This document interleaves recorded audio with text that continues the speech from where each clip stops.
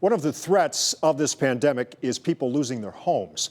Ben Carson, the leader of the U.S. Department of Housing and Urban Development, was in Northeast Ohio today to highlight a program helping foster youth gain their independence. He also spoke exclusively with News 5's Bob Jones about the pandemic, eviction concerns, and kids going back to school. Hello, everybody. During a Ravenna roundtable at Portage Metropolitan Housing Authority, Ben Carson talked about the importance of the Foster Youth to Independence Program, or FYI, which aims to end homeless among young adults who age out of the foster care system and have nowhere to go, an issue HUD's leader takes personally because he knew foster kids growing up. Can you imagine the anxiety?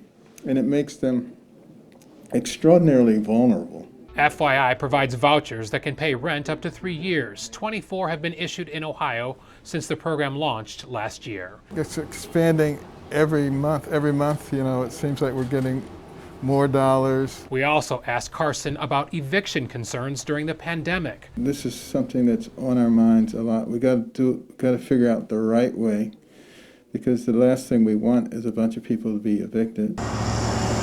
Carson says a moratorium on Federal Housing Administration insured mortgages has been continued until the end of August. Carson says there could be a push to push the moratorium on some evictions even further into the year for those impacted by the COVID-19 pandemic. I think for people who are specifically affected by COVID-19 through no fault of their own, I think we absolutely need to take care of them. Here's what I'm going to do. On the issue of kids returning to school, the retired neurosurgeon had this to say. Let's determine the risk based on science, not on hysteria. Carson added he is comfortable with kids returning to school in person if districts are able to take the right precautions. The likelihood of children being affected by this is very small.